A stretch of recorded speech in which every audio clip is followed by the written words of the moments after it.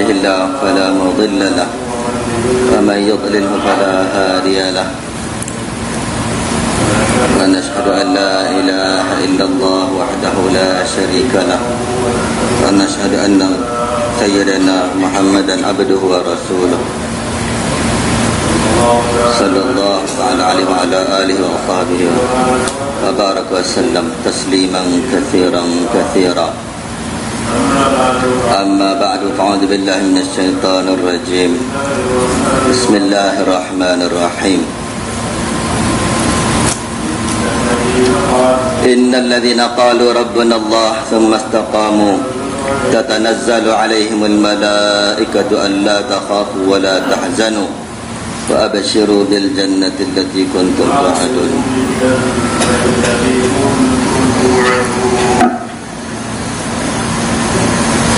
أولياؤكم في الحياة الدنيا وفي الآخرة ولكم فيها ما تشتهي أنفسكم ولكم فيها ما تدعون نزلا من غفور رحيم. ومن أحسن قولا ممن دعا إلى الله وعمل صالحا وقال إنني من المسلمين.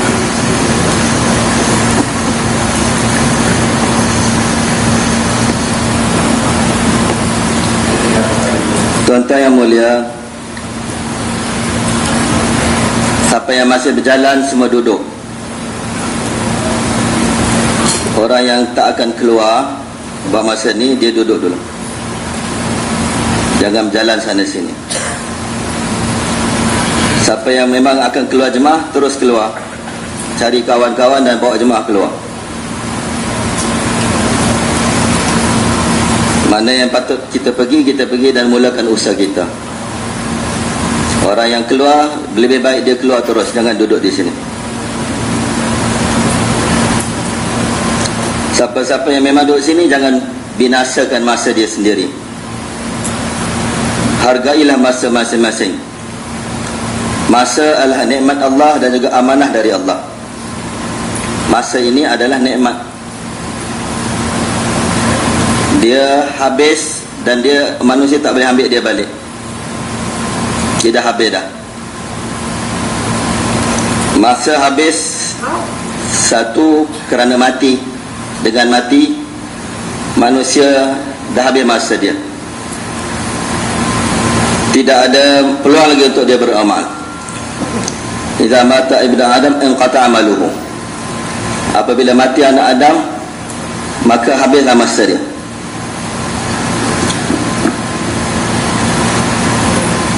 Dan satu lagi masa dia habis apabila amal tu ada masa dia tertentu, tapi kita dah lepaskan dia.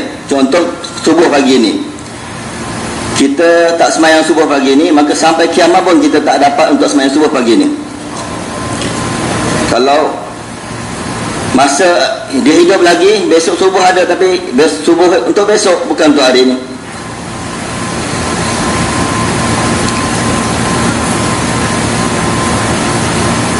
Masa ini dia akan habis. Kalau kita tak gunakan, dia alhamdulillah dah guna. Kalau tak guna, maka dia tak akan datang sampai bila-bila pun. Jadi siapa-siapa yang tak guna masa dia untuk buat amal pada masa tu, maka dia rugi. Dia kosong. Tuan-tuan faham tak? Jangan tidur dalam masa dengar.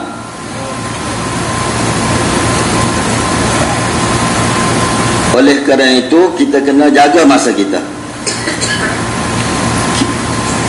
Kita jadikan masa kita berfaedah. Keluar 4 bulan, 40 hari, apa yang kita dihantar untuk maksud dia, kita sempurnakan.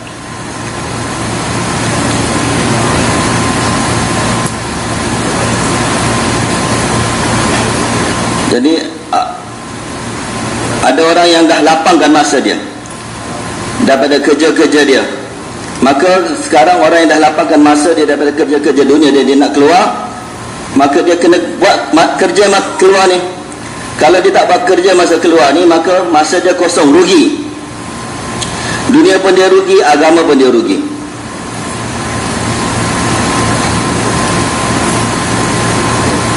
Jadi orang yang tak guna masa dia masa keluar ni, dia rugi dua-dua pihak. Kerja dunia dia dah tinggal, masa dia dalam keluar jemaah dia sia-siakan. Jadi masa di jalan Allah sangat-sangat bernilai. Sangat-sangat bernilai. Jadi dengan masa di jalan Allah ni kita dapat hasilkan kebaikan yang besar-besar. Kita dapat hasilkan kemanfaatan yang besar-besar untuk kita sendiri, untuk orang lain pun.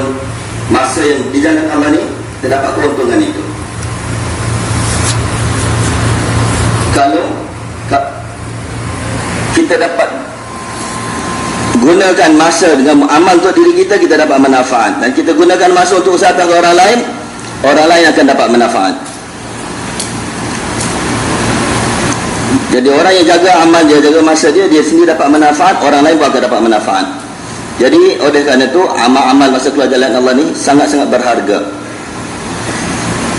Jadi orang boleh guna masa untuk sempurnakan 3 zikir dia pagi petang dalam masa 15 minit,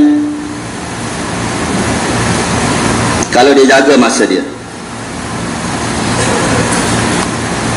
Dan dalam masa 15 minit dia boleh hajar satu orang untuk ingat surah Fatihah. Dan selama mana orang tadi yang belajar tadi dia baca surah Fatihah tu, selama itulah kita akan dapat pahala dia.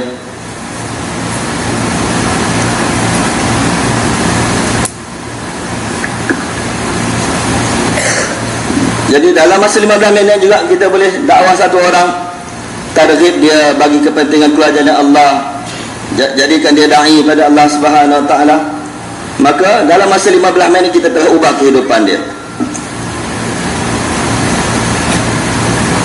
Kita hanya usaha 15 minit, targhib dia, bagi minum teh pada dia, ikram dia, targhib dia, sediakan dia sedia untuk buat kerja agama. Dia keluar jalan Allah Subhanahu Wa Taala, dia faham kerja agama, maka dia akan buat terus kerja agama, masuk syurga. Jadi banyak mana masa kita guna untuk dia? Hanya 15 minit. Bawa dia pergi kedai, minum, bagi dia teh, dalam masa 15 minit dia telah sedia untuk keluar jalan Allah. Orang yang ada kebolehan, kemampuan,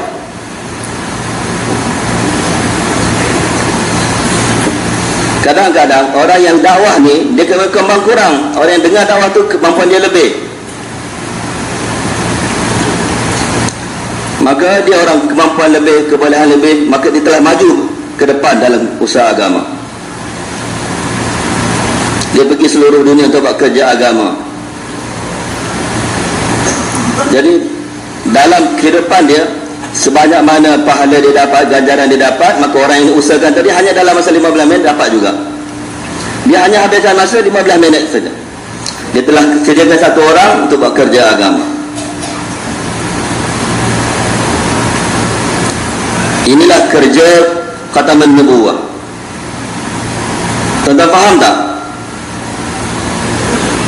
Jadi masa yang sepatutnya kita dapat kebaikan yang begitu banyak, kita musnahkan dia dalam bazar, dalam beli barang-barang,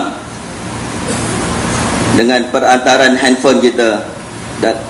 Dalam handphone tu ada benda yang haram. Dalam masa 15 minit macam-macam boleh buat dosa. Berapa banyak bala kita akan dapat kalau terlekat dalam tu, terlibat dalam tu. Berapa banyak bala kita tarik untuk diri kita. Dalam masjid tu tengok benda tu, dalam masjid tu cakap pasal benda tu. Sedangkan dalam masa 15 minit kita dapat buat kerja yang kebaikan yang begitu besar. Kita pergi ke bazar-bazar, habiskan masa kita di bazar, habiskan duit kita di bazar-bazar. Duit kita untuk bazar ke? untuk beli barang-barang untuk shopping, kerana di sini dapat murah, di sini lebih bagus lagi. Adakah untuk ini kita datang? Adakah untuk ini kita datang? Ini barang, sini barang lebih bagus, sini barang lebih murah.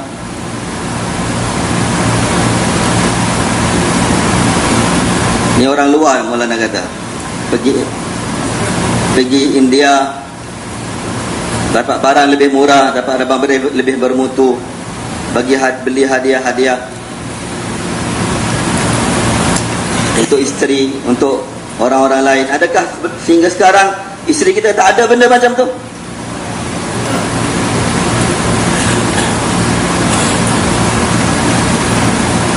Orang yang pergi bazar beli barang-barang, maka dia buat tabligh barang, tabligh pasar. Dia adalah tabligh jemaat bazar.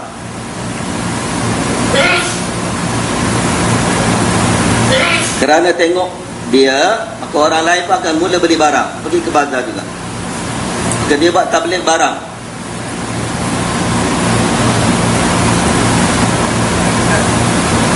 Huzur Nabi sallallahu alaihi wasallam beritahu, syarrul biqa' aswaquha. Tempat yang paling buruk sekali ialah pasar-pasar. Sama ada pasar Madinah ataupun pasar Mekah, tempat paling buruk di sisi Allah Subhanahu Wa Taala. Tempat yang paling buruk ialah bazar. Tempat yang paling baik ialah masjid. Di mana bazar, di mana pun,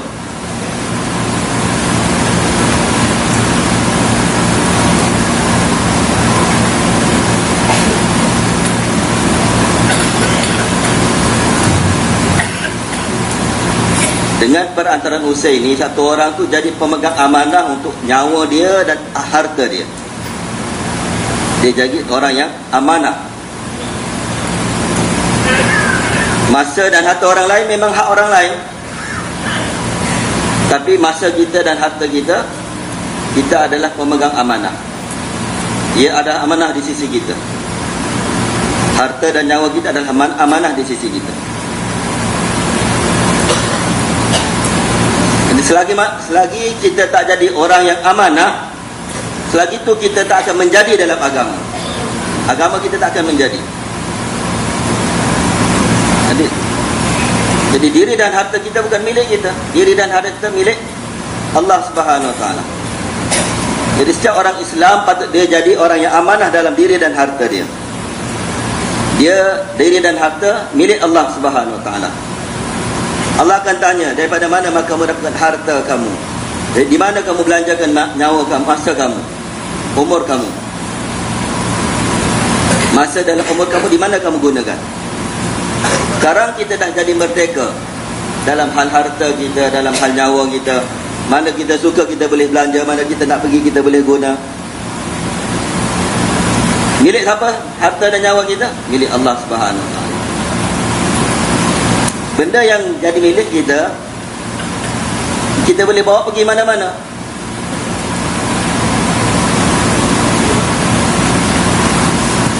Benda yang milik kita, kita boleh bawa pergi mana-mana.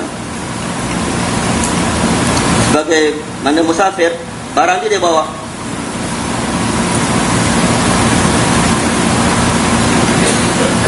Jadi kalau milik kita, nyawa dan harta kita ni, pada masa mati kita boleh bawa pergi dia. Kita boleh bawa pergi ke? Tak boleh.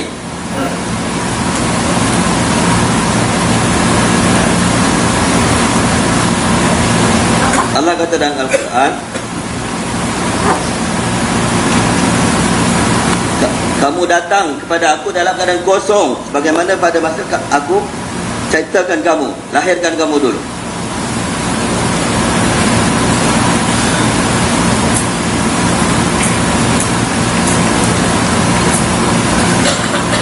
Jadi apa saja milik kita sekarang bukan milik kita, milik Allah Subhanahu Wa Taala.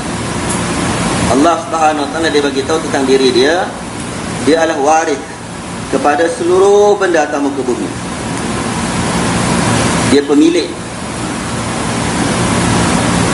Inna nahnu narisul ardh wa man 'alaiha wa ilaina yurja'un. Kami yang mewarisi semua yang ada atas muka bumi. Sebab yang lain bukan milik dia, dia tinggalkan. Kami yang menerima warisnya. Allah itu milik Allah Subhanahu wa taala.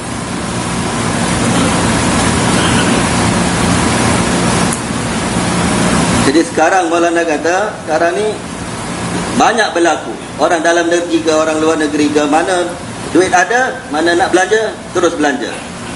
Tak takut pada Allah Subhanahu wa taala. Tak takut pada Allah. Ini tanda bahawa dia belum takut pada Allah. Sedangkan manfaat daripada usaha yang paling besar ialah timbulnya sifat takut pada Allah Subhanahu wa taala. Kalau belum timbul takut pada Allah, berarti kerja belum jalan lagi, belum masuk dalam hati lagi.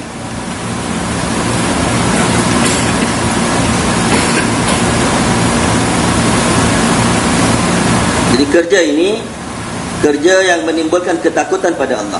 Para sahabat, setiap orang daripada mereka menangis. Setiap sahabat orang yang menangis. Adakah mereka buat dosa? Mereka buat dosa ke sahabat? Tak.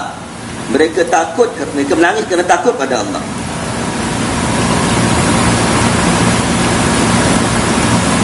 Setiap orang sahabat meninggalkan dunia dalam keadaan menangis, takut pada Allah Subhanahu wa taala.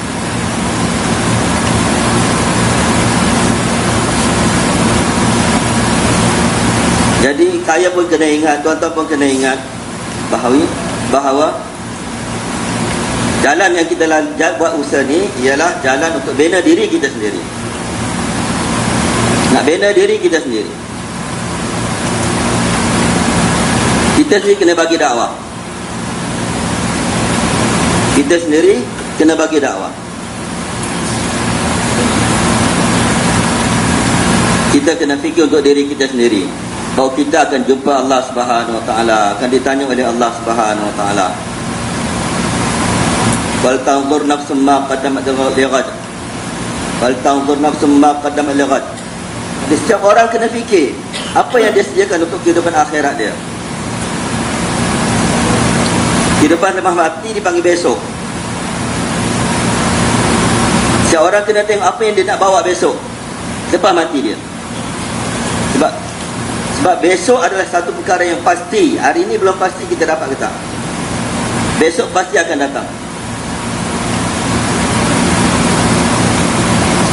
Jadi mereka mati. Mati ada satu perkara yang pasti. Jadi selepas mati, apa yang kita telah sediakan, itu setiap orang daripada kita kena fikir.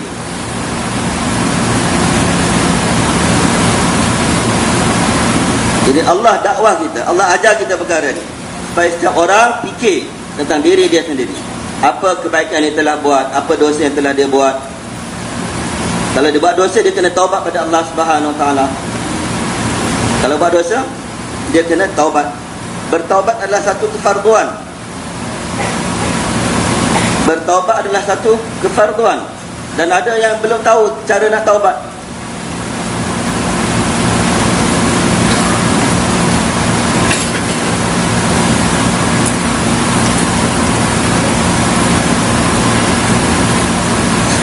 Kita rasa kita tak berdosa, sedangkan Allah kata, wahai ibadu kullukum khata'un, wahai hamba-Ku, kamu semua pembuat dosa. Wahai hamba-Ku, kamu semua orang yang buat kesalahan, buat dosa. Kullukum, semua sekali daripada kamu. Allah kata, Allah tahu apa yang kita buat. Bertaubat adalah fardu. Tiap-tiap hari kita kena taubat. Tiap-tiap hari kita kena minta ampun daripada Allah Subhanahu wa taala. Dan istighfar ni akan banyak bantu kita besok di hari kiamat. Kita kena minta maaf banyak daripada Allah Subhanahu wa taala.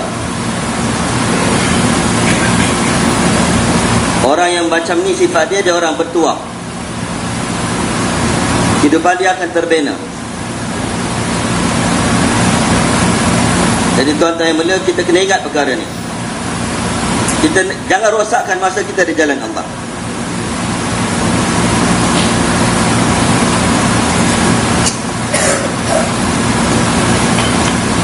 pergi jalan luar, tengok barang-barang di luar.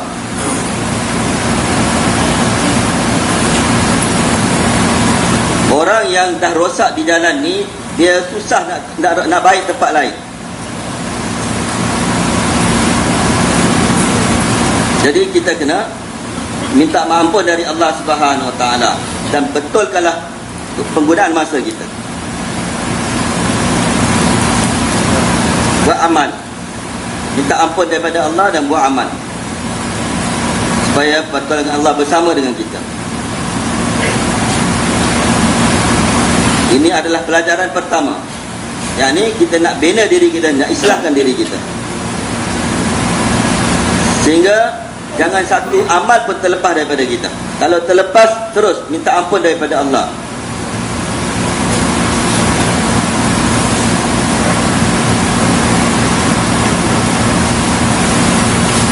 Sempurnakan tasbih walaupun terbatas, tinggalkan cai.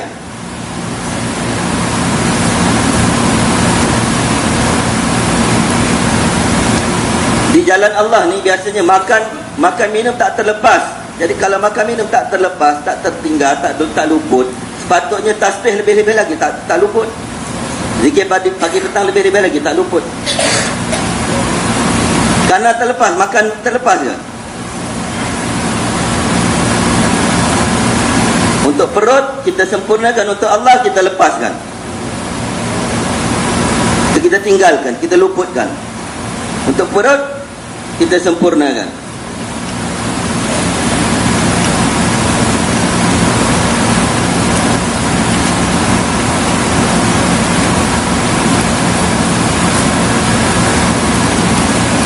Jadi kita kena ikatkan diri kita dengan amal.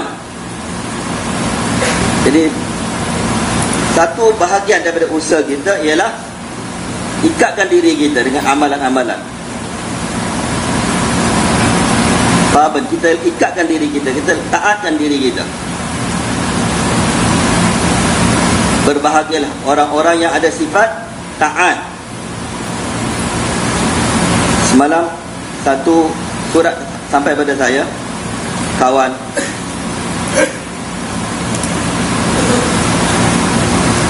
mak dia meninggal dalam aksiden. Dia tulis kepada Maulana bagi tahu bahawa selama 13 tahun dah, alhamdulillah, mak dia tak pernah terlepas zikir pagi petang.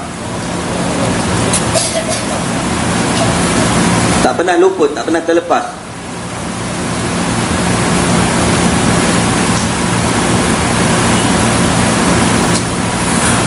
Jadi ada wanita-wanita yang akan bangkit di besok di akhirat, yang mana lelaki pun akan malu daripada dia, kerana dia jaga amal dia.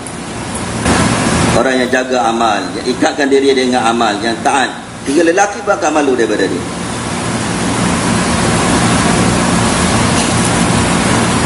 Tiga 13 tahun dia tak pernah luput zikir pagi petang dia.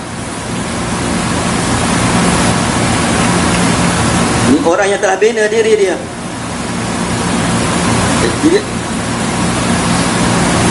kalau kita tak jaga betul-betul, maka akan timbul keinginan nak makan, keinginan nak shopping, keinginan macam-macam. Sedangkan sepatutnya kita fikir macam mana tasbih saya, semayang saya, dakwah saya. Patutnya kita fikir perkara ini untuk diri kita.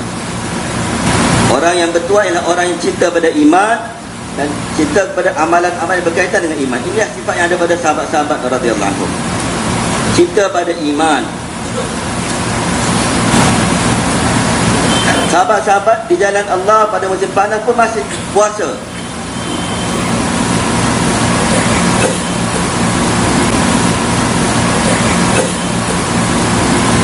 Sahabat masih puasa di jalan Allah masih panas pun. Mereka bukan naik bas, bukan dalam kereta api. Mereka bersafar macam mana? Jadi untuk tahan diri kita daripada keinginan nafsu kita pun, ini adalah satu pengorbanan.